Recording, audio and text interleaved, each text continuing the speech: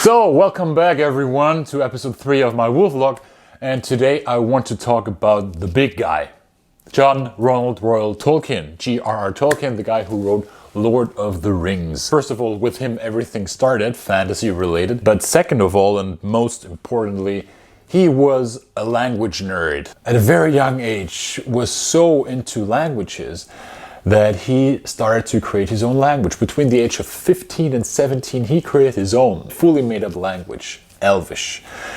Everything with full vocabulary, with grammar, with everything a normal language needs. But then he realized, smart that he was, that a language is nothing without the people who speak that language. So he invented the elves. A mythical race, man-like, pointy ears, of course, a bit fragile, very elegant, live very long. And he realized, okay, that's nice, but let's go further, because the people, any kin who speak a language, are nothing without the world they live in. So he invented Middle-earth. Also the culture of the people, the history, the stories they tell each other. And he just built on top of each other and top of this fundament. So in the end, he created all of Middle-earth from one tiny point, and that was him being interested in languages. I mean, you would say, okay, nowadays, okay, well, what's the big hack? Everyone writes fantasy, there's so much out there, too much to see in one lifetime. I mean, yes, I agree, that's true. But in the beginning, there was nothing. There was only Tolkien. He was an orphan, born in late 19th century, I think 1892 or 94, in Johannesburg, in Africa. His father died and his mother took him and his younger brother to Wales. Shortly after that, she died as well, unfortunately, so he was an orphan, and his younger brother. And a very nice friar, a priest, took them in and raised them, basically. So they really grew up in this countryside, this rural countryside, which many people now believe was the first inspiration for Hobbit, for where the hobbits live. He was so into old, almost forgotten languages like Old Greek, Latin, that he studied those languages thoroughly, and he became a philologist. The only way these languages were, how to say, saved for future generations was through songs, stories, myths, legends, sagas. And thus he had such a rich such a rich toolbox to use when creating his own world. I'm explaining this so thoroughly because I'm just giving an example how being a nerd, how being interested in one topic that seemingly has nothing to do with being financially successful, having a status in society, being the man or the woman or the person trying to make a living, to make a stamp in history. Well, in the end, I mean, who made a bigger stamp in history, in history of fantasy, than John Ronald Reuel Tolkien? I mean, basically, he just followed his passion and went for it. But then Tolkien built this world, Middle-earth, and all the people and creatures inhabiting it, and then just let it sleep. Until his kids were born. Because suddenly he was in need of a bedtime story for them. They said, Papa, please tell us a story. And I'm pretty sure he was full of these fairy tales and interesting things to say. And suddenly he was probably sitting there, the way I imagine it, and saying, you know, in a hole in the ground there lived a hobbit. One of the most famous sentences ever written. Because that hobbit, of course, no one knew what it was. And he started developing the story along the way. So suddenly there was a hobbit. He was in a hole. Why was he in a hole? It was a proper hole, as described, because he was a proper hobbit. And then Hobbiton was created all around the Shire, placed inside Middle-earth, and then, I mean, we know how the story continues. But my point is, he just created this amazingly deep story and world, full of heart, full of darkness, full of adventure, for his kids. And that's the best thing, in my opinion, you can do. You just do something for the next generation because you love them so much. And that's why it's not just to entertain, it's also to educate.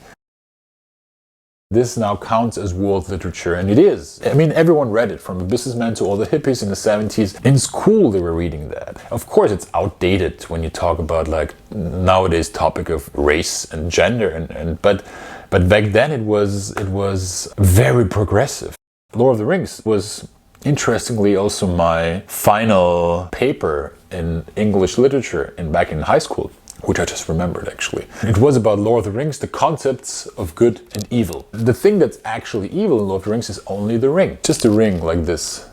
Even Sauron, the Dark Lord, the Lord of the Rings, was not initially evil. He started out being good. So basically what he created then was an object, the ring of power, with which he could corrupt and control others. But the really diabolical thing is that the moment a good character wears the ring, gets him or herself evil. So even the most well-intentioned character like Aragorn or Galadriel, like the Elf Queen, the moment they would wear it, they wouldn't be able to take it off anymore, because through them it would get so much power that with the intention to do good, they would just do evil and destroy everything, as Gandalf said.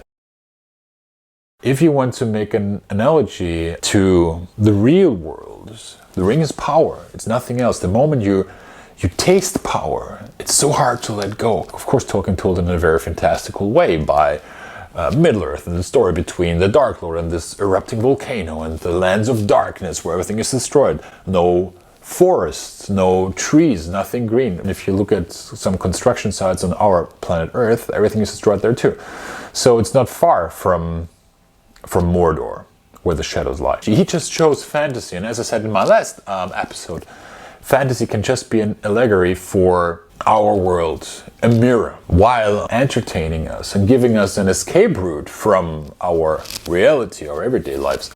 Tolkien did not reinvent the wheel. He was just a master of taking different strings and like creating a new carpet with colors everyone knew, just put them together in a different pattern that everyone loves now. And what's happening nowadays is there's millions of writers, people who were inspired by Tolkien, or just even openly stole from him or copied his work. So I'm telling you all of this in detail, first of all, because I love it. And I'm a Lord of the Rings fan from the first hour, but because it's also the origin of my beloved fantasy genre. I initially would have thought it is Aragorn, because he's the king that returns.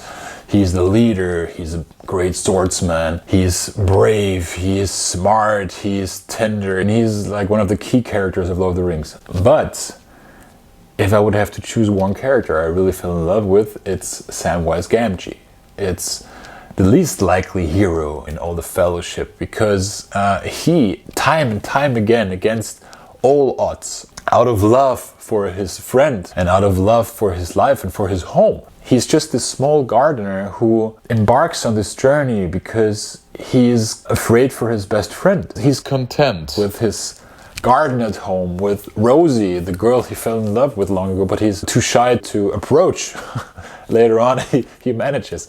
It's such a sweet, pure character. And then my favorite scene, honestly, when Frodo is on his knees, can't get up anymore, then Samwise Gamgee just says, "I cannot carry the ring for you, but I can carry you," and he just lifts him up, and it's just so. And then they made this amazing desolate place with like this Mount Doom, and there is no more green, everything does lava, and you can really smell the sulfur and all these gases evaporating from the earth. And then you see this small, tiny glimpse of warmth, of heart inside this ocean of darkness. And then you understand what the whole story is about.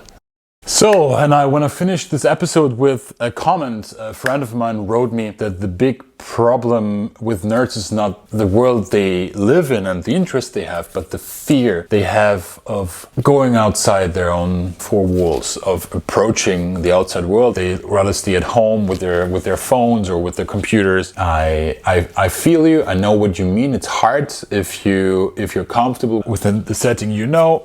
But leaving this famous comfort zone, it's dangerous. It is. As Bilbo said, when stepping outside your front door, you never know where your feet might take you. But there's adventures outside. So I challenge you, just go for a walk, 10 minutes, 15 minutes, meet a friend, call someone, say, come on, instead of like playing online today, let's just grab a coffee and talk about your favorite subject for 5 minutes. Say, I'm super happy because this happened, my favorite video game, or in my philosophy class, or in interior design, or I just read about this new car, it's amazing, or they do this exhibition in my favorite museum, whatever. Just talk to someone about this and you will see how your love for this subject lights up your eyes, lights up the room, and lights up the other person, your friend. So you basically, what you do is you give the flame, the Olympic flame, to your friend or to the conversation partner you're having.